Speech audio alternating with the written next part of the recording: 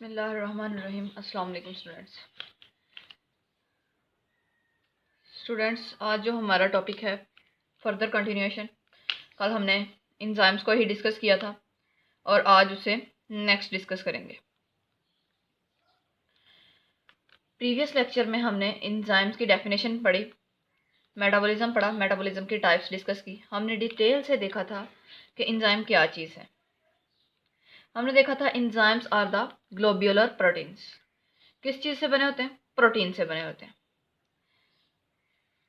फिर हमने एक दो बातें उनके बारे में की थी, इंजाइम्स के बारे में। मेटाबॉलिज्म के बारे में डिस्कस किया था हमने।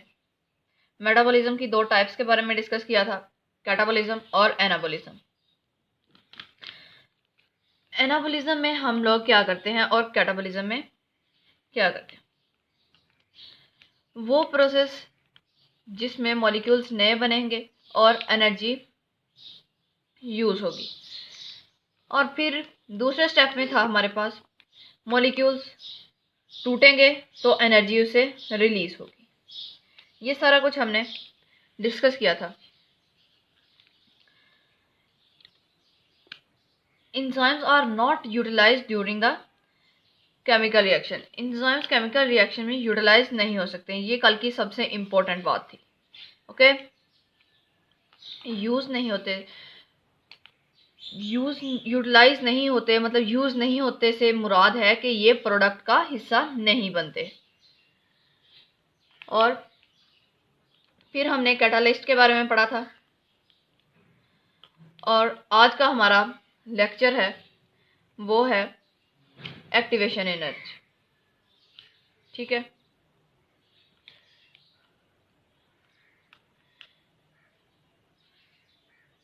एंजाइम्स का दूसरा सबसे इम्पोर्टेंट काम है कि इन एक्टिवेशन एनर्जी के बारे में वो हम आहिस्ता आहिस्ता आगे डिस्कस करते हैं कि क्या होगा।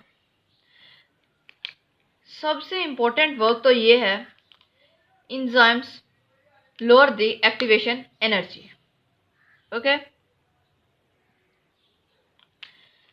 सबसे पहले हम एक्टिवेशन एनर्जी की डेफिनेशन करते हैं।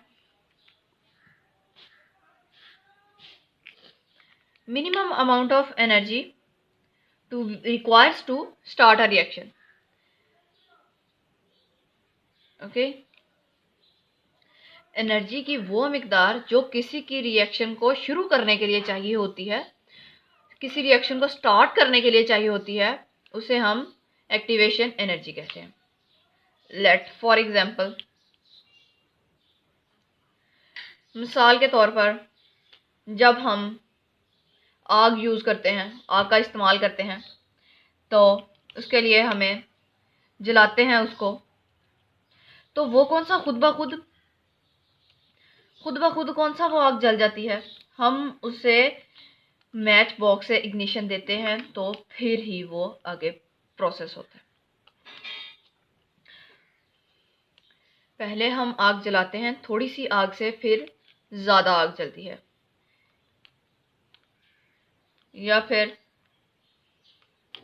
हम लोग ऐसा सोच सकते हैं कि हम लाइटर को यूज़ करते हैं, उसको पहले स्पार्क देते हैं और फिर हम लोग नेक्स्ट प्रोसेस हमारा कंटिन्यू होता है।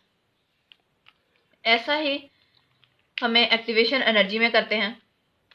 मिनिमम अमाउंट ऑफ एनर्जी, कम से कम एनर्जी की मिकदार चाहिए होती है हमें टू स्टार्ट अ रिएक्शन। किसी भी रिएक्शन को स्टार्ट करने के लिए हमें एनर्जी की थोड़ी सी मिकदार चाहिए होती है।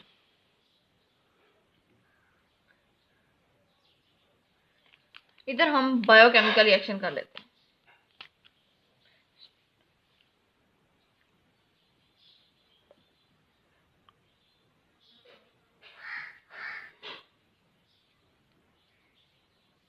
Minimum amount of energy requires to start a biochemical reaction. जैसे कि हमारे पास एक एग्जांपल है, मिसाल के तौर पर हम समझ लेते हैं, सर्दियों में जब कोई चीज़ स्टार्ट नहीं हो रही होती तो हम उसे धक्का लगाकर स्टार्ट करते हैं। और इसका मतलब ये नहीं होता कि हम उसे सारी ज़िंदगी धक्का ही लगाते रहेंगे। नहीं, जब हम उसे एक दफ़ा पुश कर देते हैं तो वो खुद ब खुद चलती रहती है। ऐसे ही आपको समझाने के लिए आपकी बुक में एक एग्जांपल दी गई है, जैसे कि उसका रिएक्शन एग्जांपल है, एक पीक बनाकर एक इंसान इधर बंदा बना दिया है और इसके आगे फुटबॉल लगा दिया। ओके, इसको इस बॉल को यहाँ से इधर आएगी और ये सेंटर में हमारे पास बैरियर है। इसका मतलब ये होगा ये एक्टिवेशन एनर्जी का काम कर रहा था। ये हमारे पास बैरियर है